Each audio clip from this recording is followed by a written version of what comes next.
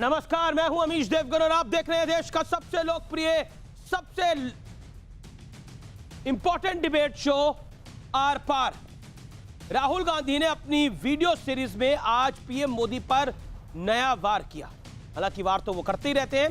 राहुल गांधी जी ने का कहना है कि अपनी इमेज के अलावा प्रधानमंत्री मोदी को किसी बात की कोई फिक्र नहीं है। प्रधानमंत्री नरेंद्र मोदी 100% अपनी छवि बनाने पर केंद्रित है। संस्थानों के अधिकारों को उन्होंने छीन लिया गया है। इस वजह से संस्थान भी सिर्फ पीएम मोदी की छवि चमकाने में लगे हुए हैं।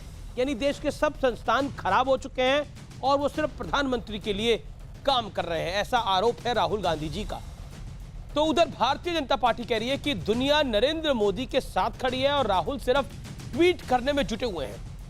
लेकिन इसी बीच कांग्रेस बनाम कांग्रेस की इस जंग में आज सुप्रीम कोर्ट से सचिन पायलट के गुट को एक बड़ी राहत मिल गई।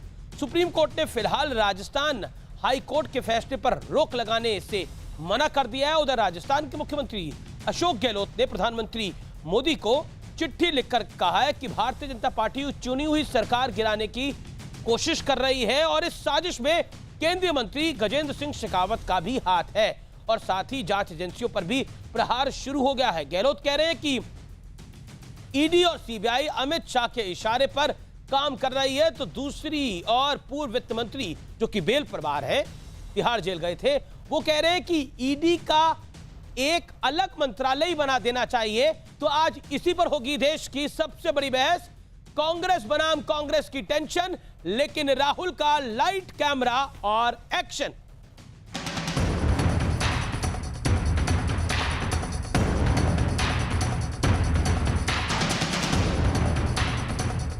सचिन पायलट और अशोक गहलोत की कांग्रेस वर्सेस कांग्रेस वाली जंग सुप्रीम कोर्ट पहुंच गई। राजस्थान विधानसभा के स्पीकर सीपी जोशी ने हाई कोर्ट की कार्रवाई को अपने अधिकार क्षेत्र में दखल बताते हुए सुप्रीम कोर्ट से इसे रोकने की मांग की, लेकिन सुप्रीम कोर्ट ने इसे ठुकरा दिया। स्पीकर सीपी जोशी की तरफ से दलील रखते हुए कपिल सिब्बल ने कहा, स्पीकर को फैसला लेने से रोका जा रहा है जो उचित नहीं। तो उधर सुप्रीम कोर्ट ने कहा कि असंतोष की आवाज को इस तरह से दबाया नहीं जा सकता।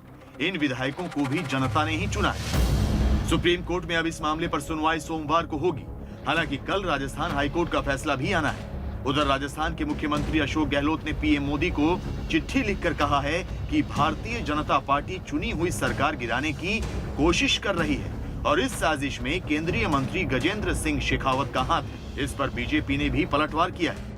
हमारे पर पूरी मेजोरिटी भी है, हम एकजुट हैं तभी यहाँ बैठे हुए हैं। हम उम्मीद है कि जो लोगों को बंधक बना रखा, बंधक बाउंसर लगा रखे हैं, उनके फोन आ रहे हैं कि भाई हमें किसी ढंग से कैसे हम बाहर निकले हैं। सरकार से कार्रवाई शुरू हुई मोदी जी के राज के अंदर।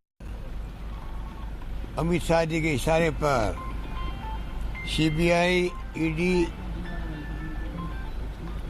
सबको मालूम है किस रूप में काम कर रही है। माननीय प्रधानमंत्री जी को एक पत्र जो मुख्यमंत्री जी के द्वारा लिखा गया, वो स्पष्ट संकेत करता है कि सरकार अल्पमत में आ चुकी है। और मैं आज भी अपनी बात को दोहराता हूं कि उनके पार्टी छोड़ने से बहुत जबरदस्त नुकसान कांग्रेस पार्टी को हो रहा है। लेकिन एक तरफ कांग्रेस का गृह युद्ध है तो दूसरी ओर राहुल गांधी का पीएम मोदी पर हमला लगातार जारी। राहुल गांधी ने अपने वीडियो वार की नई कड़ी में करीब 2 मिनट का वीडियो जारी करके कहा कि पीएम मोदी 100% अपनी छवि बनाने पर केंद्रित। संस्थाएं भी इसी काम में जुट गई। चीन की चुनौती से निपटने में वो नाकाम। There is no clear-cut vision going forward, and I know that the Prime Minister is an opponent. My responsibility is to question him. My responsibility is to ask questions and put pressure on him so he does his work. लेकिन अब जिनके mind में destructive डींग भरी हो तो उसका इलाज तो हम नहीं कर सकते। ऐसे संकट के समय में तो बड़े बड़े सिरफिरों का दिमाग ठीक हो जाता है, लेकिन इनके दिमाग में कौन सी बीमारी है इसका इलाज तो हमारे पास नहीं है। लेकिन इस मेंटल इलनेस का इलाज इनके परिवार और पार्टी के लोगों को सोचना चाहिए। विरोधी सवाल ये भी उठा रहे हैं कि मोदी सरकार पर हमला करने के बजाय कांग्रेस वर्सेस कांग्रेस का संग्राम सुलझाने पर ध्यान क्यों नहीं दिया जा रहा है। तो आज इसी पर होगी देश की सबसे बड़ी राजनीतिक बहस। राहुल का लाइट